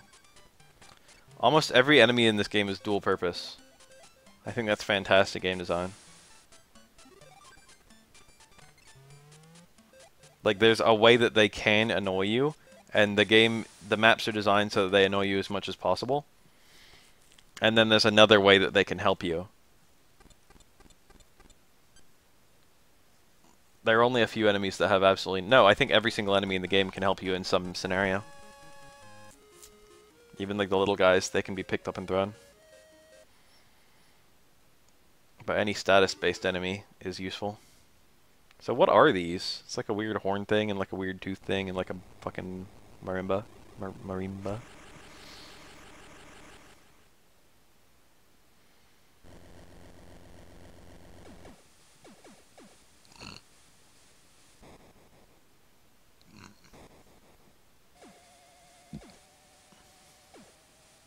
For whatever reason, that makes the volcano erupt.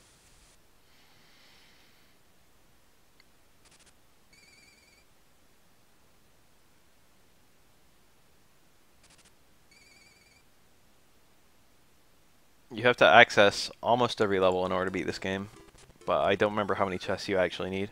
It's probably a fairly small number. I'd actually be kind of interested in like any % of this game. I've never seen this game even be speedrunned. Speedran.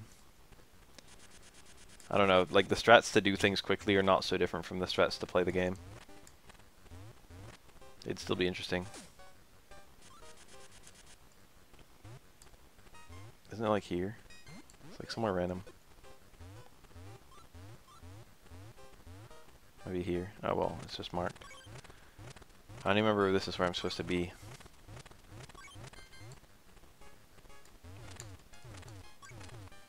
So now the blocks, like... This is now like a major mechanic. Invisible blocks being... Or like nondescript blocks being a hidden pathway.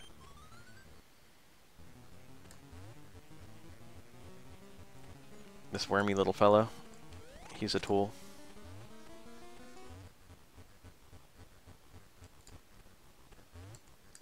I can bump him using my crouch without picking him up. Mechanic boys. Wario.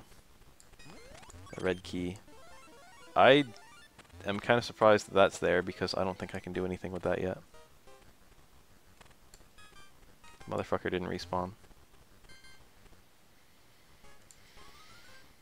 I need him to get out. Those blocks can only be broken if you're a Yarn Wario. Should be obvious.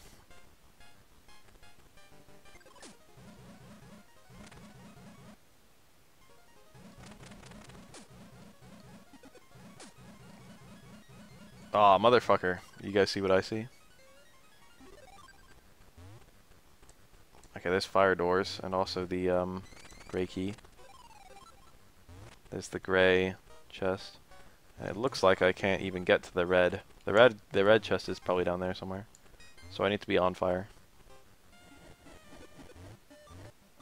And also I need to end up there. Oh fuck. Fuck. Aw, damn it. Ended up in the wrong spot.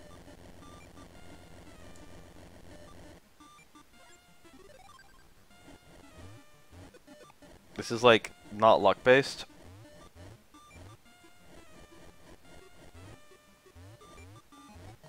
It's just based on how far Wario runs.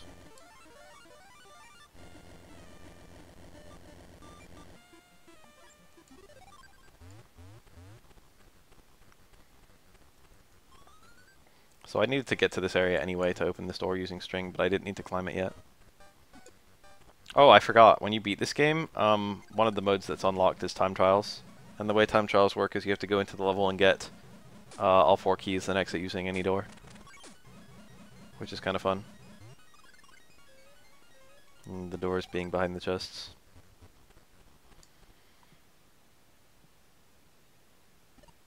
You have to explore a pretty big part of the level. Shut up, you know it's me.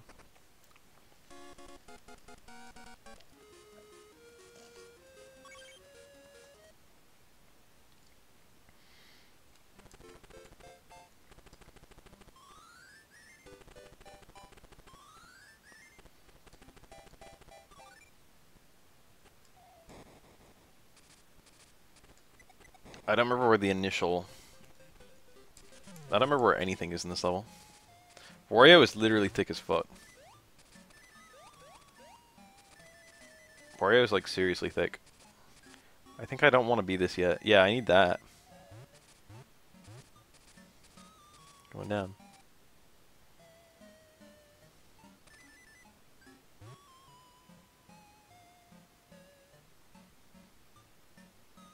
I hope I don't need that minigame clear right now.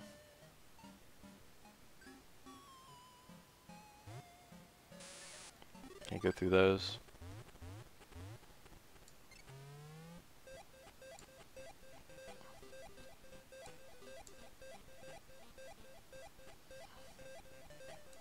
Might be over there.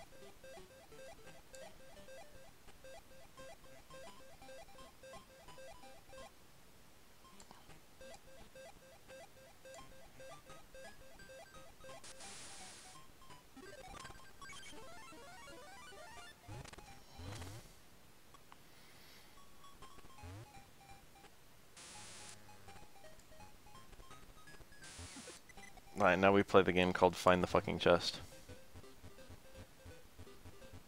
I found it. Now we play the game called How the Fuck Do I Get Over There?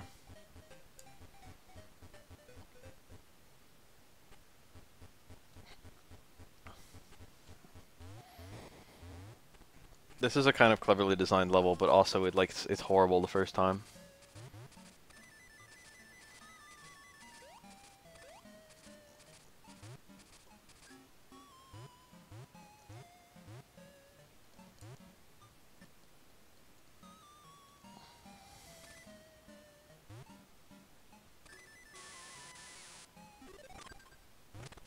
This wasn't it. It's the next one down now. Okay.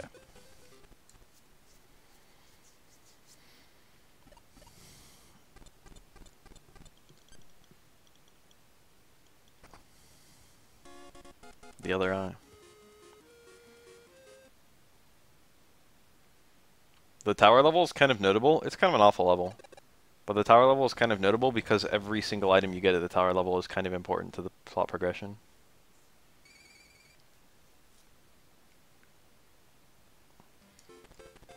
Revival.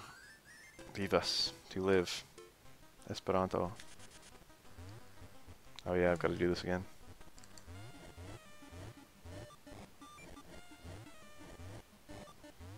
I guess technically if I was gonna hundo this game, what I would do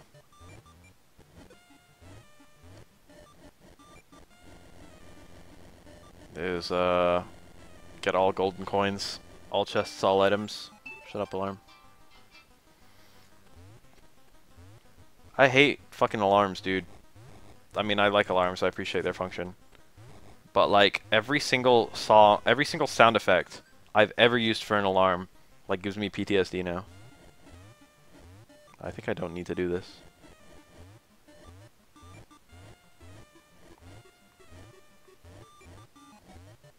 Yeah, I need to clear these donuts first. Like, I used to like use like ringtones or songs I liked for an alarm and it just made me hate those songs. I prefer not to be a zombie right now. This is kind of clever. There's 3 like levels here, layers. And you need to use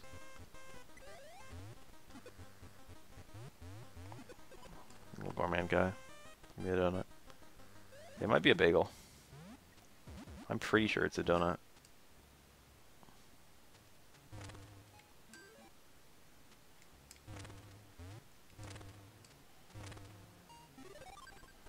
Now we need the fire. This is like a very tedious level. This particular chest is incredibly tedious. So now I just unlocked that, but what can I even do here? Now that I've unlocked this platform that I'm standing on. The answer is I can fall through it if I'm a zombie. This game occasionally has what I would call padding, and now in one of the worst instances of padding in the entire game. I sleep through vibration, so I'm like a pretty heavy sleeper.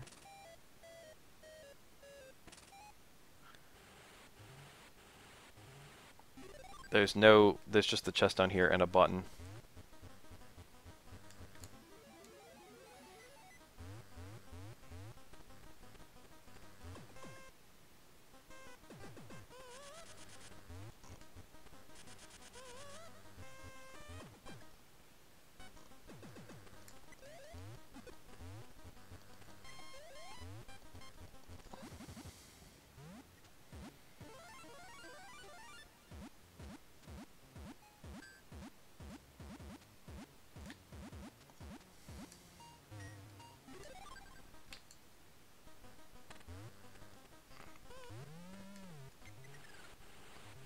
Got a zombie again.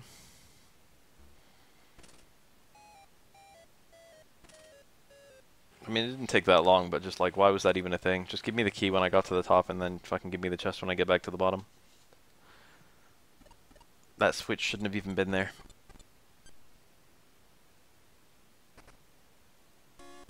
The onion. This is like the best item in the whole game. Or it's garlic, actually. It's not an onion. I don't know. I think it's garlic. I don't remember whether it's garlic or an onion. It looks more like garlic than an onion. It's whatever the one that Wario is associated with, which I think is garlic.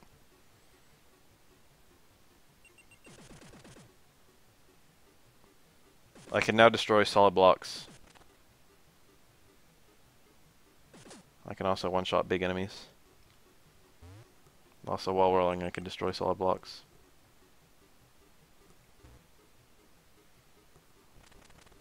This is kind of a big deal because this lets me navigate like a bunch of really new areas. Bank of the Wild River.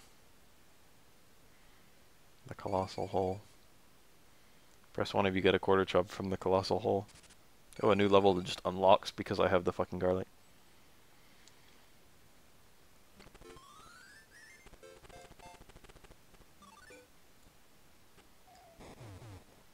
So now I have to fucking start pondering where I can go. Oh, I can break that. Well, I can break these. Which I'm fairly certain I need to do. I can break these cuffs. I need to hit it like just a little bit. Okay. Now I need to hit it really hard. Full power is fine.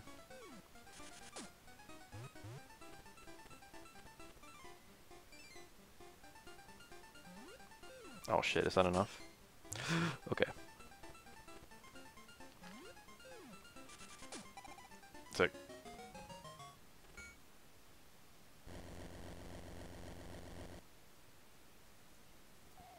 Alright, hopefully I needed to do that.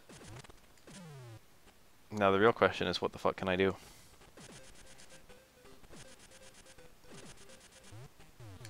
Can't break those. I can go over here. I think I can't do this yet. It's just the chest. I need the key.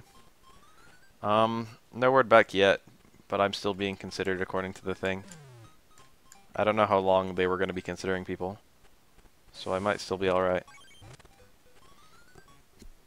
If I go to the site, it still just says, fucking, you were being considered for this, and I haven't gotten an email yet.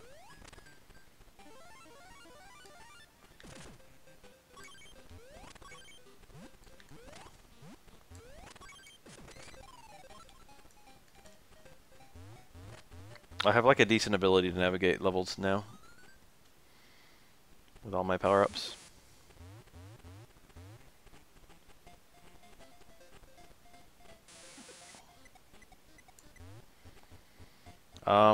My ultimate grilled cheese is half, what was it? It was half Munster, half provolone, I think. Really, any, like, cheese works. Provolone by itself is pretty good. Provolone and, like, cheddar is pretty nice. Cheddar makes it kind of sharp.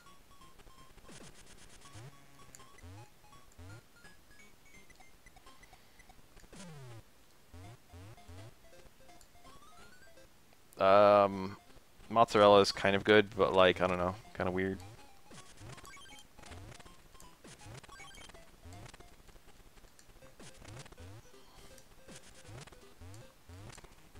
You have to break these in a very precise way to get this coin. Provolone is like the grilled cheese.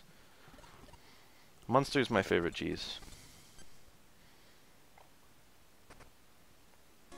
A lot of the other cheeses that I like as much as Munster, are kind of hard to eat. Like ricotta. It's like, what are you even supposed to do with ricotta? Other than put it in lumps on pizza.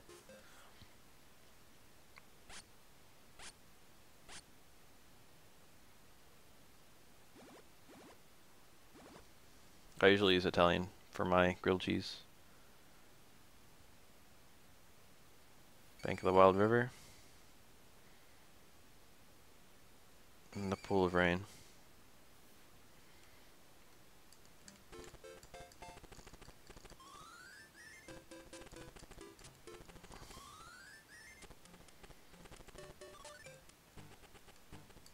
If you put meat on a pulled pork sandwich, you're a fucking... I mean, on pulled pork, what the fuck? I was about to say I like pulled pork on my fucking shit. On my sandwiches. But where was I? If you put meat on a grilled cheese sandwich, you're a plebeian. That was like instant plebeian status. I don't remember where the key is, but I remember it's somewhere really annoying.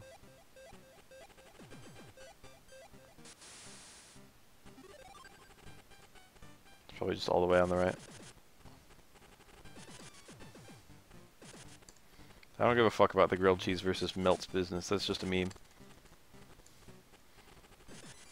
But I'm here. When I'm eating grilled cheese, I'm there for the cheese.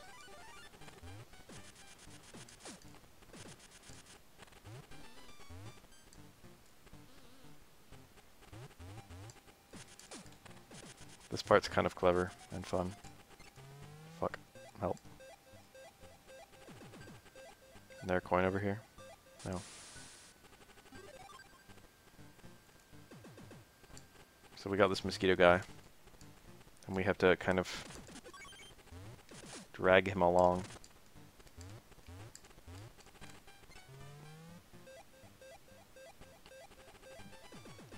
Not quite far enough.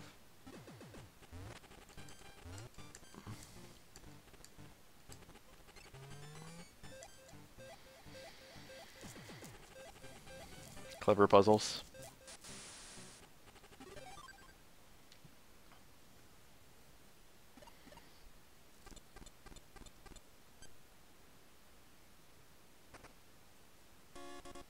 Crown. Coloring boys.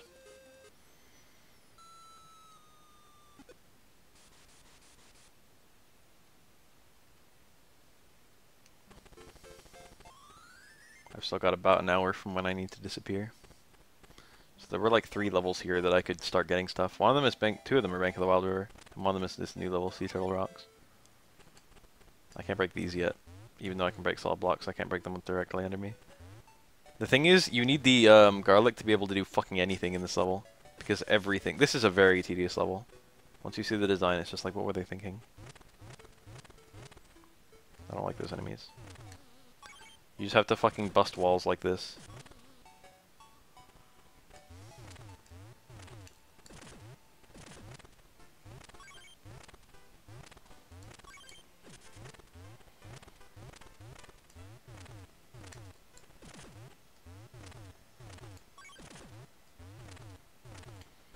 Just a whole bunch of fucking destructible walls.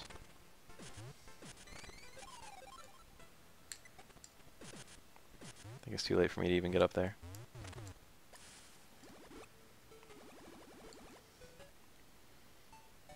This is the boss. Which I can't even, like, I don't even want to win yet. This boss is really easy. He's got 2 big blinking areas and it's just like, well, I wonder how I hurt him. He actually has a lot of blinking areas now I look. But you know, you hit him from the top, then you hit him from below. I don't know what he actually does to you to like if he hits you, because it's been that long since I've like been hit by him.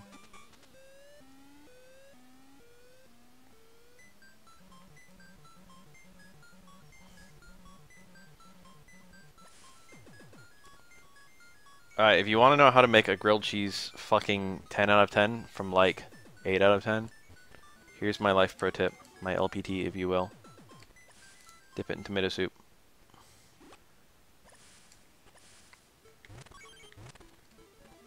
Wait, are we talking about putting ketchup on it?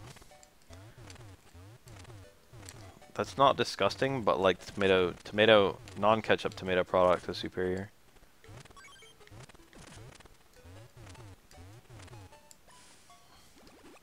Where's the key, damn it? Oh, motherfucker.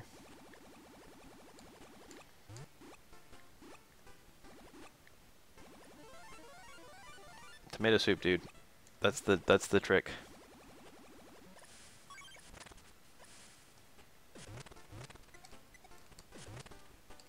Good level design. It takes me back to the place where I needed to be.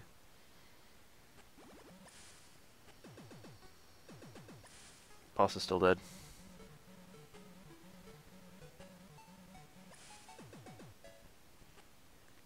Oregano, crushed red pepper. That sounds pretty good.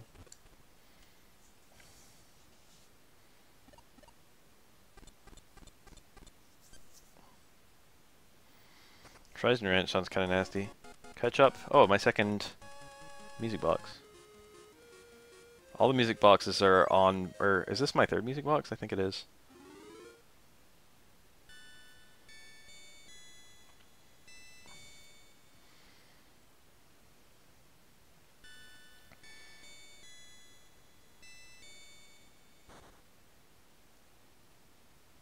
Cave of Flames. All the music boxes are in a row on the intended path. Obviously, since you need them all. How many music boxes do I have? 3. It shows the items that are related to each other. So these 2 gears are related to each other. I've only got 41 of the 100 treasures in this game. We're less than halfway done.